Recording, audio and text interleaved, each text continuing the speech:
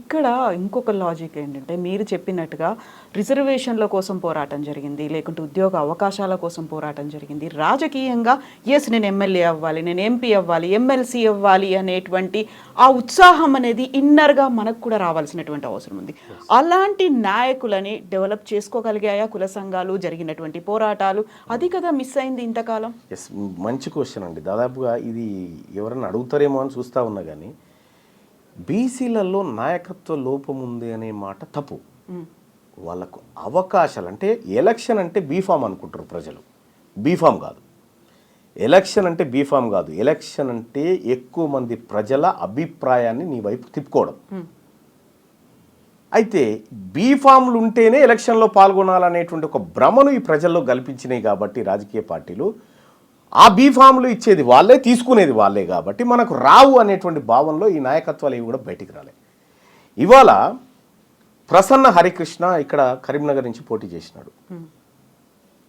ఈ పార్టీలు బీఫామ్ ఇయ్యలే, కానీ 60,000 ఓట్లు సంపాదించగలిగినాడు. నేను ఇండిపెండెంట్ క్యాండిడేట్గా వరంగల్, నల్గొండ, ఖమ్మం పట్టభద్రుల ఎమ్మెల్సీ ఎన్నికల్లో పోటీ చేసినప్పుడు బీఫామ్లు తీసుకున్న వాళ్ళ పేర్లు ఫస్ట్ వరుసలో ఉంటాయి, పైన 1, 2, 3 అట్లా సీరియల్లో వస్తుంది. 73 మంది పోటీ చేస్తే నాది 39వ సీరియల్ నెంబర్. ఇంత పెద్దగా ఉంటుంది బ్యాలెట్ పేపర్. వెతుక్కోవాలి, అందులో వెతుక్కొని వచ్చి మరీ 1,00,000 ఓట్లు వేసిపోయినారు నాకు జనం. అంటే నేను ప్రజా అభిప్రాయాన్ని గెలుచుకోగలుగుతా ఉన్నా, బీఫామ్లను కాదు. అంటే అన్నిసార్లు బీఫామ్లు పనిచేయి, ప్రజలు మేల్కున్నారంటే బీఫామ్ల పని అయిపోతుంది. మీరు ఇప్పుడు చెప్పిన దీన్ని బట్టి తద్వారా ఇక్కడ కంక్లూజన్ చేస్తా. బీసీ నాయకత్వం లేక కాదు, బీసీలలో అనేక మంది నాయకులు ఉన్నారు. ఆపర్చునిటీస్ కోసం ఎదురు చూసి చూసి చూసి ఊకున్న నాయకులు ఉన్నారు. ఇవాళ వాళ్ళందరినీ మళ్ళీ తెరపైకి తీసుకొస్తా ఉన్నాం. అట్లా మేము బీసీ నాయకత్వాన్ని డెవలప్ చేస్తా ఉన్నాం. ఆపర్చునిటీస్ దొరకలేదు, ఇండిపెండెంట్గా పోటీ చేయొచ్చు కదా, వాళ్ళంతటా వాళ్ళగా అవేర్నెస్ ఉంది అంటే మీరు చెప్పినట్టుగా బీఫామ్ కాదు గెలుపొందడం అనుకున్నప్పుడు బీఫామ్ పార్టీలో ఇవ్వాలని ఏముంది? మీరు కంటెస్ట్ చేశారు. ఇప్పుడు మీరు చెప్పినటువంటి ఎగ్జాంపుల్ గతంకి ఇప్పటికీ ఒక తేడా చూడండి. నల్గొండలో పిల్లి రామరాజు యాదవ్ ఒక బీసీ, ఆయన పోటీ చేయాలంటే ఆ పార్టీలు టికెట్ ఇవ్వలే. పోయి అక్కడ కంటెస్ట్ చేసినాడు, 25,000 ఓట్లు సంపాదించినాడు. అక్కడ సూర్యాపేటలో ఒట్టి జానయ్య యాదవ్ ఉన్నాడు. ఈ పార్టీలో ఆయన బహిష్కరిస్తే ఆయన పోయి అక్కడ కంటెస్ట్ చేసి 20,000 ఓట్లు సంపాదించినాడు. అక్కడ నీలం మధు ఉన్నాడు, ఆయనకు టికెట్ తిరస్కరిస్తే ఆయన పోయి పోటీ చేస్తే 40,000 ఓట్లు సంపాదించినాడు. వీళ్ళంతా ఎవరు కంటెస్ట్ చేస్తున్న వాళ్ళే కదా. ఇట్లా కొన్ని వందల మంది ఉన్నారు.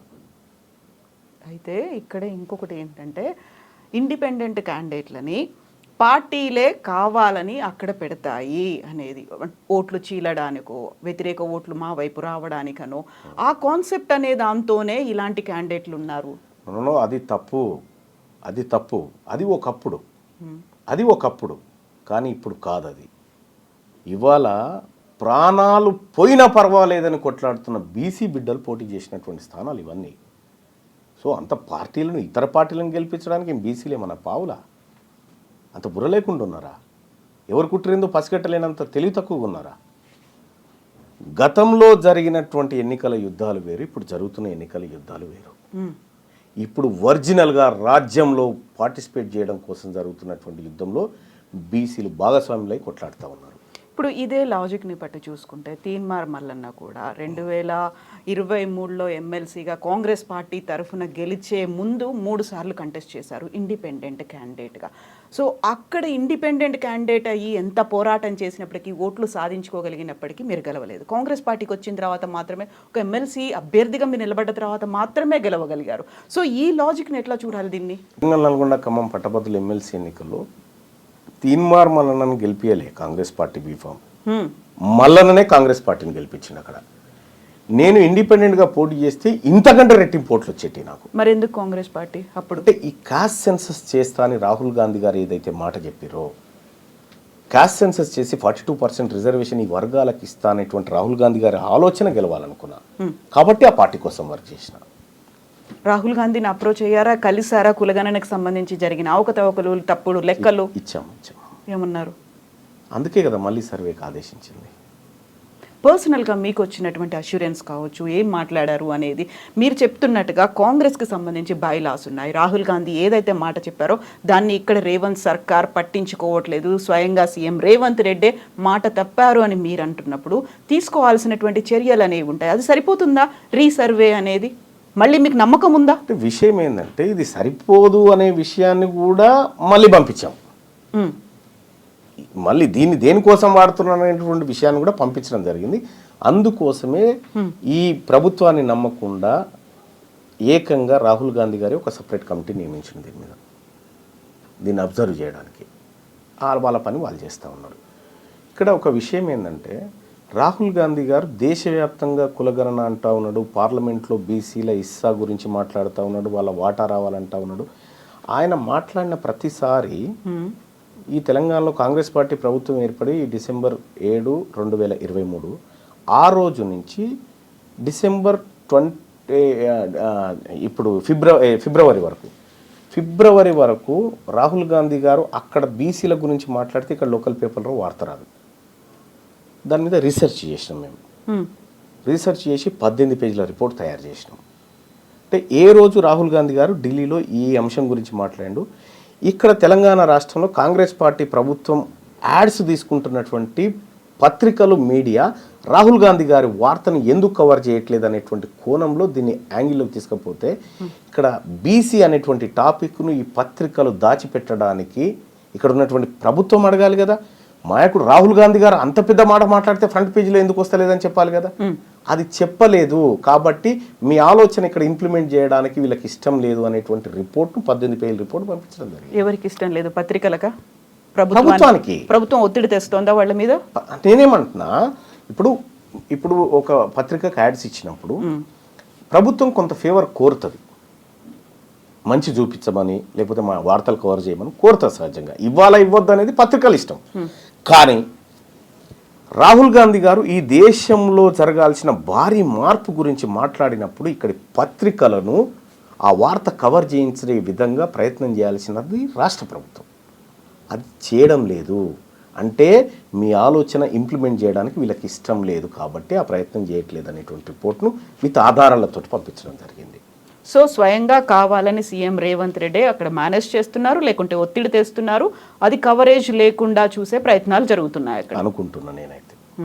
సో ఇంత పెద్ద రిపోర్ట్, 18 పేజీల రిపోర్ట్ వెళ్ళిన తర్వాత వచ్చినటువంటి రియాక్షన్, రిప్లై ఏంటి మీకు? స్వయంగా సర్వే గురించి వాళ్ళు నిజంగా మా సర్వేని చూసి షాక్ అయిపోయినారు. అంటే ఎవ్రీడే మానిటర్ చేసినాం. ఒక ఏడాది 3 నెలల కాలం పాటు ప్రతిరోజు ఈ దేశాన్ని రాహుల్ గాంధీని మానిటర్ చేసినాం. మా టీంతో మానిటర్ చేసి ఒక రీసెర్చ్ రిపోర్ట్ తయారు చేసినాం. చేసి ఇచ్చినప్పుడు నిజంగా వాళ్ళు షాక్ అయ్యారు, ఏంది ఇంత వర్క్ చేసినారా అని. అంటే విత్ డేట్స్ కూడా వేసినాం, మళ్ళీ డేట్స్ ఎవిడెన్సెస్ కూడా వేసి అవి కరెక్ట్గా తీసి పెట్టినాం అన్నట్టు. అంటే రాహుల్ గాంధీ గారి ఆలోచన ఇంప్లిమెంట్ అయితే ఈ దేశం దశ మారిపోతుంది అనేటువంటి ఒక ఆలోచన మాకుండే కాబట్టి ఎందుకు ఆయన ఆలోచన కింది స్థాయికి పోతలేదు అనేటువంటి ఒక చర్చ వచ్చినప్పుడు ఇవన్నీ మేము చేయడం జరిగింది. సో దేశం దిశ మార్చాలి అనే ఆలోచన రాహుల్ గాంధీకి ఉంది, బట్ రేవంత్ రెడ్డికి రాష్ట్రం దిశ మార్చాలనే ఆలోచన లేదా? ఆయన ఏవి కులగణన లెక్కలు మార్చే ఆలోచనలు ఉన్నాడు కానీ దిశ మార్చే లెక్కల్లో లేడు ఆయన. ఒకవేళ దేశవ్యాప్తంగా కాంగ్రెస్ పార్టీ వస్తే లాభమే కదా వీళ్ళకి కూడా.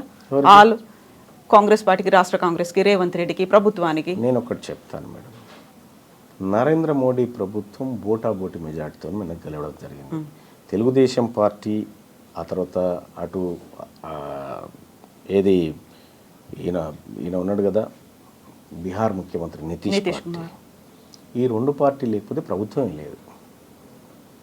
తెలంగాణ రాష్ట్రంలో ఊహించని విధంగా 8 ఎంపీ సీట్లను బీజేపీ గెలుచుకోగలిగింది.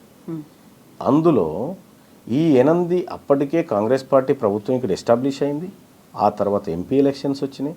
ఈ ఎంపీ ఎలక్షన్లో ఈ 8 సీట్లను గనక కాంగ్రెస్ పార్టీ కట్టడి చేయగలిగితే, ఇక్కడ రేవంత్ రెడ్డి గారు కట్టడి చేయగలిగితే ఇవాళ ప్రధానమంత్రి అక్కడ ఉండే పరిస్థితి లేకుండే నరేంద్ర మోడీ గారు.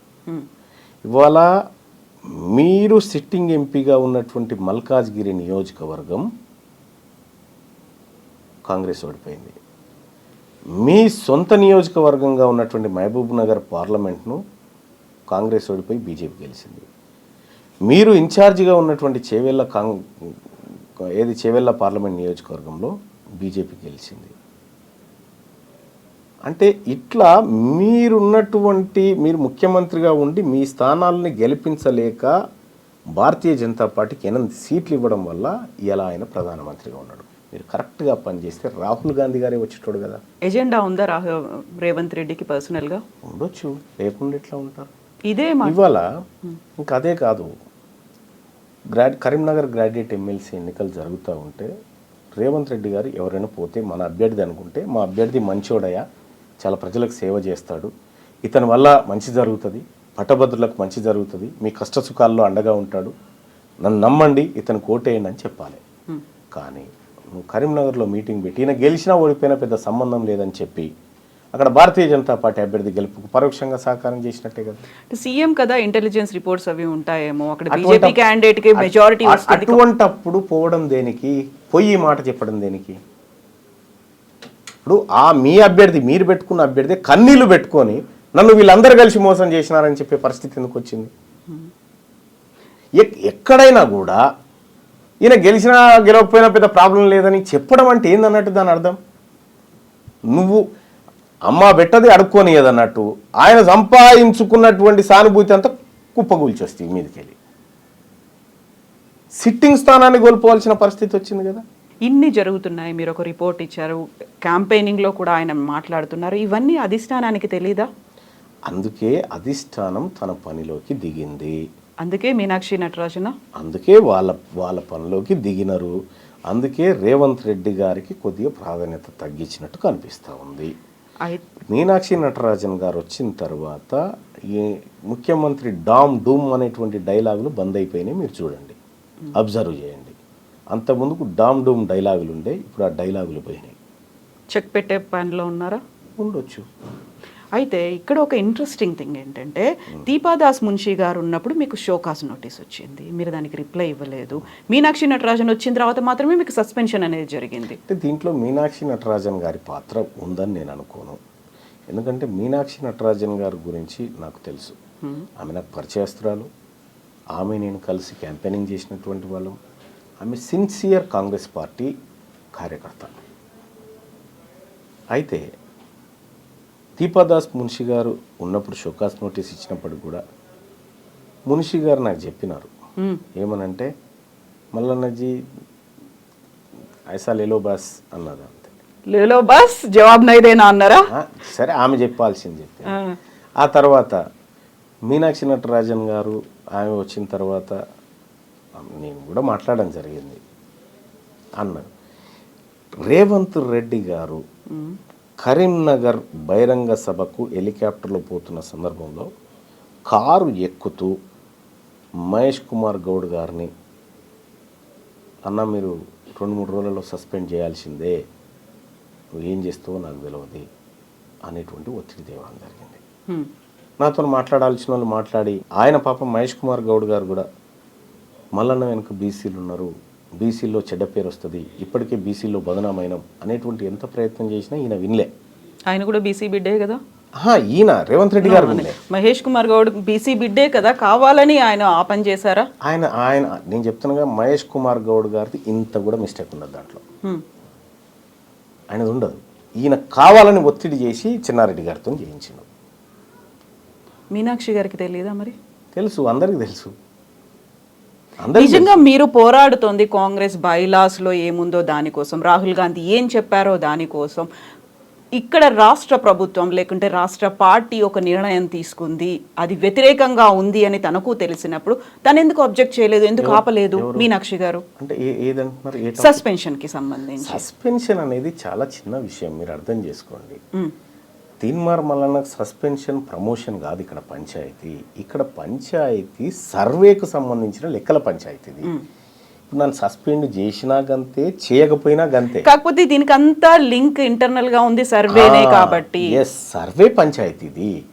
ఈ వర్గాల నుంచి మేము ఏదో లెక్క చేసి చెప్తామయా, నువ్వు విని ఆడు ఉండాలి, నువ్వు ఎట్లా మాట్లాడుతావు ఇదంతా అనేటువంటి అజంప్షన్ చేస్తే పడి ఉండలేము కదా, పక్కాగా మాట్లాడతాం కదా. అదే మాట్లాడినాము. అది నీకు నచ్చకపోతే నేనేం చేస్తా? ఇక్కడ మల్లన్న గారు ఒక ఇంట్రెస్టింగ్ అబ్జర్వేషన్ అనాలిసిస్ ఏంటంటే, ఈ రాష్ట్ర ప్రభుత్వం ఏర్పడ్డ దగ్గర నుంచి హామీల అమలు అనేది జరగలేదు. 6 గ్యారంటీ స్కీమ్లకు సంబంధించి అడుగు ముందుకు పడట్లేదు. ఎంతసేపు అప్పులో ఊబిలో ఉన్నాము, లేకపోతే ఆర్థిక సంక్షోభంలో ఉన్నాము, ఇవన్నీ అవుతున్నాయి. ప్రజల్లో వ్యతిరేకత అనేది వస్తుంది, వాళ్ళు క్వశ్చన్ చేస్తున్నారు, ప్రతి చోట ఆందోళనలు అవుతున్నాయి. కాబట్టి డైవర్షన్ పాలిటిక్స్ అనేవి గతంలో హైడ్రా వచ్చింది, మూసీ వచ్చింది, ఇలాంటి దాంట్లో భాగంగానే రేవంత్ మల్లన్న కలిశారు కావాలని ఆడుతున్నటువంటి ఇంకొక డైవర్షన్ డ్రామా అనే మాట. రేవంత్ రెడ్డి గారు నేను పాలోళ్ళం కాదు. ఆయన గెట్టు పక్క పంటే నాకు గెట్టు లేదు, ఆయన ఇంటి పక్క పంటే నాకు ఇల్లు లేదు. ఆయన ఆ వర్గాల ప్రజల మేలు కోసం పనిచేస్తున్న వ్యక్తి, నేను నా ప్రజల కోసం పనిచేస్తున్నటువంటి వ్యక్తిని. రేవంత్ రెడ్డి గారు ఆడమంటే ఆడడానికి, దుంకుమంటే దుంకడానికి సర్కస్లో కోతులం కాదు. మేము పక్కాగా మాకేది కావాలో దానికోసమే పోరాడుతున్నాం.